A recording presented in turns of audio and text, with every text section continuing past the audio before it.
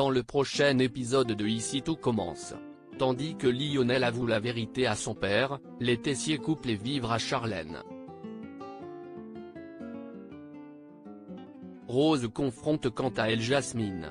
Attention, les paragraphes qui suivent contiennent des spoilers sur l'épisode d'Ici tout commence diffusé demain soir sur TF1. Si vous ne voulez rien savoir, ne lisez pas ce qui suit.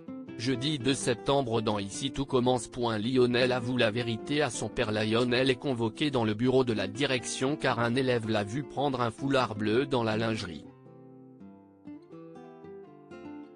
Le jeune homme indique alors qu'il a perdu le sien mais nie toutefois être à l'origine de l'incendie. Même si Guillaume est convaincu qu'il ment depuis le début, Antoine ne veut pas commettre la même erreur en l'accusant à tort une nouvelle fois. Peu après, Lionel arrive en retard au cours de la chef Guinaud. Tandis que Greg se demande où il était, Tom révèle que son camarade était convoqué dans le bureau du proviseur pour s'expliquer au sujet du foulard qu'il a pris dans la lingerie. Et lorsque Tom s'interroge sur le lien que cela pourrait avoir avec l'incendie, Lionel le prend mal et le remet à sa place. Mais mal est fait car Greg commence à se poser question. Complètement perdu, il confronte son ami qui raconte que son foulard a été retrouvé dans la salle commune avant de jurer qu'il n'a rien à voir avec l'incendie. Comme il a confiance en lui, le fils de Lobel y croit dur comme fer. Par la suite, c'est au tour de Kelly de venir voir Lionel. Bien qu'elle ait entendu les rumeurs circuler au sein de l'établissement, la jeune femme refuse qu'il se justifie et assure qu'il n'est pas tout seul. Et de lui rappeler qu'il peut compter sur elle avant de lui réaffirmer son amour. De son côté, Elliot sort de l'hôpital et devra désormais vivre avec une bouteille d'oxygène. Alors que sa famille n'est toujours pas au courant de ce qui lui arrive, le jeune homme n'entend pas les prévenir car il n'a toujours pas digéré d'avoir été mis à la porte. De retour à l'institut, Elliot cherche à en savoir plus sur l'enquête en cours. Greg et Celia lui ce dernier Lionel derrière la porte. Au plus mal, il rentre chez lui et avoue à son père qu'il est à l'origine de l'incendie.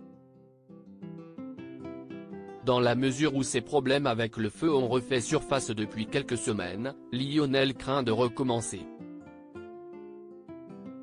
Pour l'empêcher de passer une nouvelle fois à l'acte et garder un œil sur lui, Stéphane a bien l'intention de postuler au poste de vigile à l'institut. Les Tessier coupent les vivres à Charlène. Déterminé à séparer Louis et Charlène, Tessier a pris la décision de couper les vivres à sa fille tant qu'elle vivra avec le fils Guinaud. Sans le sou, la jeune femme envisage de faire quelques extras le week-end pour renflouer son compte en banque. Louis, qui sait pertinemment que la troisième année réclame beaucoup de travail, se dit prêt à lui offrir tout ce qu'elle désire. Même si elle a peur que cela crée un déséquilibre dans leur couple, elle consent toutefois à ce que son petit copain lui vienne en aide. Excluant de céder au chantage d'Emmanuel, le couple retrouve les Tessier.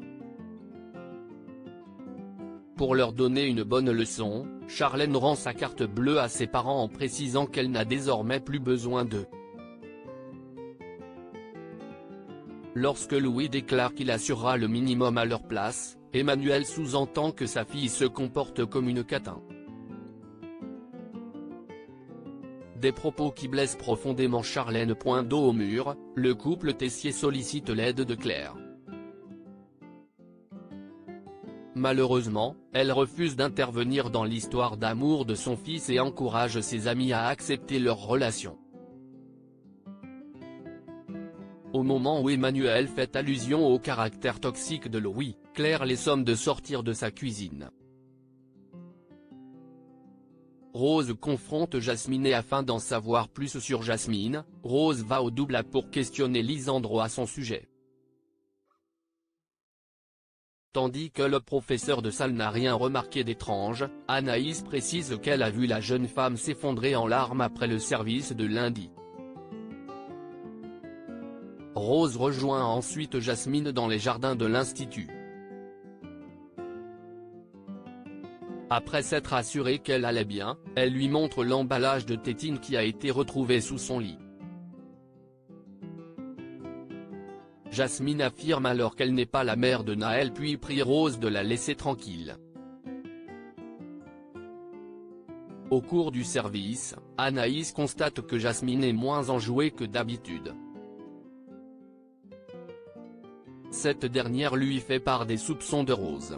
Comme Anaïs comprend rapidement qu'autre chose la tracasse, Jasmine indique tout simplement qu'elle a du mal à gérer la pression de l'institut. Pour sa part, Rose a la certitude que Jasmine est la mère de Naël.